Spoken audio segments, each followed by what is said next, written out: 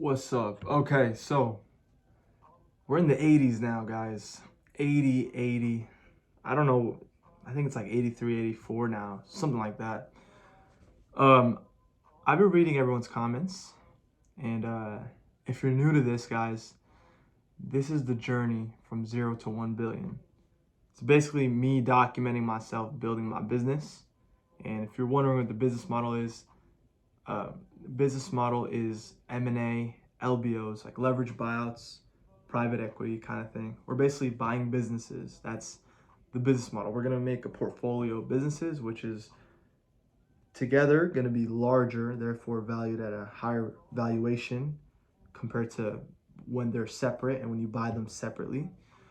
Um, I'm not going to go too much in depth, but I saw someone's comment, you know, someone's comment was saying like, can you go more in depth with what you're doing? And they found it interesting. So I haven't really gone in depth with what it is in a while. So I'll get into that, right? But today is the 26th. It's a Tuesday. It's 12:32 a.m.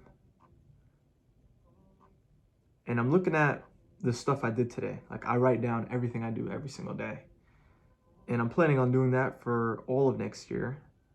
And everything I wrote down that I wanted to accomplish today, I did, except for one. I did not read my affirmations today.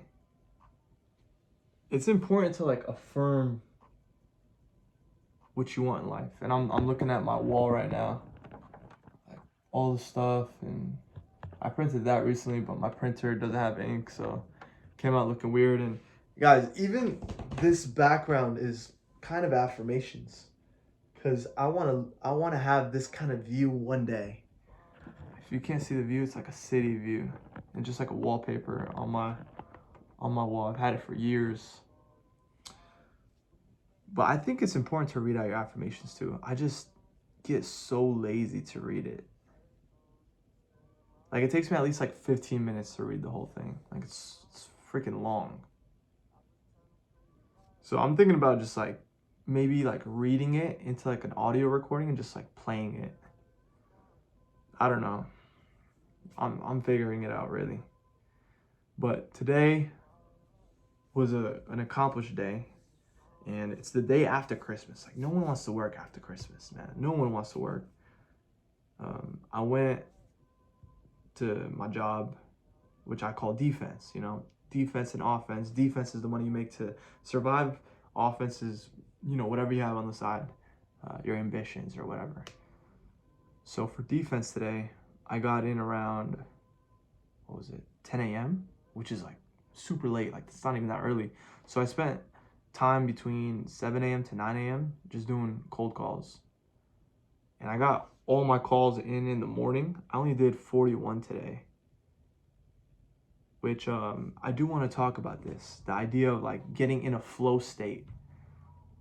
It's because like I would say on average, it takes me about like 15 minutes-ish to get into a flow state of me like getting into work. Like me like looking at all the different tabs I need open, and I need to read this, make sure like this is right, and then it's going here. And I don't know, it just, when you get in the flow of things. So like if you have an hour to get something done, you really have like 30 minutes. You know what I mean? 15 minutes up front and 15 minutes at the end for you to get in the flow of whatever else you're gonna do after. So I drove to work like an hour-ish early, and I just did the calls like before work. But anyways, that's regardless of my point. Basically, we did calls, and we did cold emails, and we did LinkedIn. So we did all 3 outreaches today. I've been seeing comments, guys. Different people DMing me on Instagram telling me, you know, you just want to do LinkedIn, or you just want to do email, or how about I just do all of them? Then I can't fail, right? Those are the 3 options I have, really, right? What else am I gonna do? I'm gonna do mail. Like I could do mail. I could do mail on the weekends actually, depending on what my schedule is. Because on defense right now, guys, with my case and everything going on, it was hard to like get a good job. So we got one that's really solid. Like I swear to God, I don't know how this fell in my lap. I really don't know. It's like the harder you work, the luckier you get.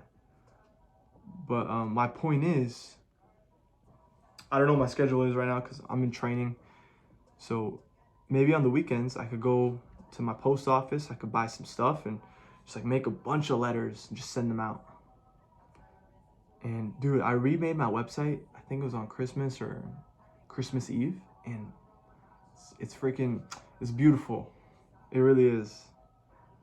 I'm proud of that website, really. It's simple, it's so simple, but it's like, ideally, like if I make these like letters, I would want to put like a QR code and like maybe like a link to my website. So that's why I was thinking about the website. But we worked, got off at like 6 p.m.-ish. I did my outreach via LinkedIn and email. That kind of took me, I don't know what time I got home. I got home at 8, and then I did like outreach. So probably took me like another 2 hours, maybe 3 hours. And then I worked out. I had to do some personal stuff for family issues, right? And now we're here, right? I just haven't read my affirmations. And here's an idea that I've been thinking about, right? You see that? You see how I've been documenting everything I'm doing, writing it, videotaping it, right? Like this has value. I think it does, right? So what if I could leverage it in a certain way that benefits me like tremendously? Like what if I almost create a newsletter? Okay, I've never done a newsletter. Okay, this is just an idea. What if I find emails for certain CEOs that I would want to mentor me or someone I would want to emulate, and I send them an email every single day of how I'm trying to accomplish my goals? You know, some of them might block me, whatever. What if I make like 100 of them? Like 100 emails that I send emails to every single day. Like instead of me making a newsletter to everyone else, like what if I just like add people on my newsletter? You know what I mean? And then like next thing you know, like they might just help, like they just see my email every single day, and they'll eventually like, dude, okay, like don't do this. Like I don't know, like one word all of a sudden, like after like a month of sending it. Like, that's an idea. Like what if I like send Dan Pena like emails every single day, everyday report? He probably won't like what I'm doing because he preaches getting a law firm, an accounting firm, and a chairman, which is something I'm not doing. For 100% transparency. Like I'm not doing that right now. But that's another idea I've been thinking about. Should I do that though? Who would I send it to? Definitely something to think about. And now let me address some of your guys' comments. And I appreciate the support I've been getting lately, man. Like the channel's been growing. I've been getting certain people DMing me on Instagram, like large creators actually, which is pretty interesting. Okay, let me find. Yeah, so Al-FT1NG. Okay, however you say it, right? Whatever. Hey, do you have any videos where you go in depth about what you do? Would greatly appreciate it. It sounds very interesting. Yeah, this is the comment I was talking about, right? Okay, so what I'm doing is basically LBO, leverage buyout. If you don't know what that is, it's basically where you buy a business with none of your own money. And it's been done and it happens all the time. I literally read about it. There's literally videos on it online. Like people talk about it. It's very like well known that you could do that. It's not like a new thing. Like KKR has been doing it since like the 80s. But here's how it's done, right? Imagine you're buying a house and when you buy a house, you know, you get a mortgage and you have to put money down payment, you know. Um, Forget the FHA loans, 5% down, whatever, 3% down. Most of the time, if you're trying to buy a house, you need 20% down. So if you're trying to buy a house for $100,000, you have to have $20,000 in cash to buy a house, right? And then 80,000 is mortgage. You know, you pay it every month or whatever. So it's very simple. Like a house is an asset. So a different type of asset is a business. So there's also loans similar to that, but for businesses. So if I want to buy a business, I could get a loan to buy a business, and the bank will want to pay 80% LTV or 80%, just like a house, right? So I need 20% cash, right? So that's the predicament. But what you don't know is that the smaller businesses, you know, a couple $1 million worth, they actually don't have that many people trying to buy them. And therefore, they won't ask for 100% of the money up front every time. You'll run into situations and you can make it happen, especially if you ask. And I know this to be fact. And you could disagree with me. I know people disagree with me in the comments, blah, blah, blah. Dude, I've been through this. Watch my old videos. I don't care, right? This is what I believe and this is what I'm trying to do. This is what I am doing. I'm being too nice. But the 20%, what you're going to do is you're going to go to the seller and tell them, hey, seller, I like your business. I'm trying to buy it for $100,000, which is very small. I would not buy a $100,000 business. I would not. I've came across them and I pass on them. I don't want them. But anyways, 100,000. I value it at 100,000, but I'm only trying to buy 80% of your business, and I want you to keep the other 20%. So you go to the bank and you tell them, hey, look, I only need 80%. And then boom, you bought a business without any of your own money. That's like a very simple idea of how it works. Do your own research. It's kind of what I'm into. And the deals just get bigger and bigger, man. You know, after you cross the $2 million in EBITDA, which is $2 million in profit every year, you get different kind of loans. And the game just becomes like insane after that. So my journey, what I'm trying to document is me either I'm either going to record this every day until I buy my first business or until I reach the 2 million mark, which is insane. That alone is insane, but this is journey 0 to 1 billion. So it's going to be like exponential curve.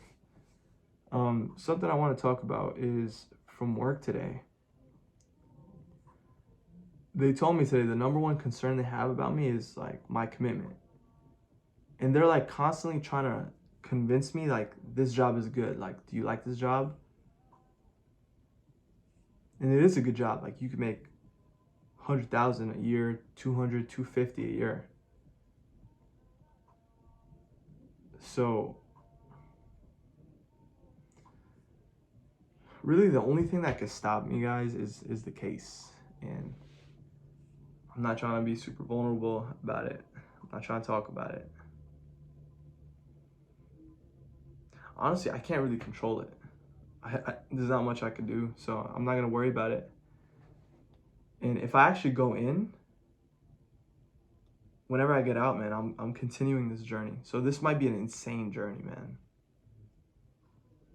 That's what I'm thinking right now, at least. Another thing is boxing. You know, I joined a boxing gym, and it's so out of my way. The boxing gym is so out of my way. It's annoying. It's like I don't want to drive there and then like risk the fact that they might be closed for the holidays. Like I would get pissed off, man. It's probably like 30 to 40 minutes out of my way. That's a lot, bro. 30 to 40 there and 30 to 40 back. That's a good chunk of my time. Like if I have after work 6, that's when I get off, and then I have to drive home. Think about it, 6 till 12. Like I have that 6-hour gap to get like all of my extra stuff done. So if I waste 1 hour of that just driving around mindlessly and like wasting my time, that's annoying. It's very costly. That's the way I look at it. So like as soon as the year starts and they open back up, I want to figure out a way to implement it into my schedule because it's so out of my way. And every time I go there, I end up spending so much time there because I get so competitive and like I don't just like go in and out. I don't. I end up like staying there until they close and like past their close because the other guys are there and I want to be the last one there. I get too competitive. But yeah, I have to figure out how to get 2 days a week for that. And another thing I've been thinking about is guys, the idea of numbers, right? Almost everything is a numbers game if you really think about it. Isn't that crazy? So on my new job, I know that if I talk to the most amount of people, I will win. I will succeed. I know that if I outreach to as many business owners as I can, I'll find some business owners that are interested in selling. I know that if I get these videos in front of enough people, something's gonna happen. It's a numbers game. Not only the fact of the people who see it, but I need to get the most amount of content out there. You know what I mean? Everything's a numbers game. So whatever job you're doing, whatever it is you have going on, use the law of numbers in your advantage. And use the idea of connections in your advantage. So just the idea of connections and then the idea of numbers. Like if you're in an industry where, let's say you need to get good with like insurance agents. If you have a bunch of like downtime at work, talk to a bunch of agents, man. Try to call 300 people a day. That's at least like 3-4 hours of work that you could be doing. Instead of just sitting around on TikTok, you could be like literally making money. Like the phone is almost like knocking on doors, but you do it like that. It's a blessing in disguise. You just don't appreciate it enough. So like whenever I'm out of training, I'm planning on just being a dog, bro. Any downtime, I'm like trying to find everything to like cut, like no free time. Yeah, that's how I'm thinking of it. But yeah.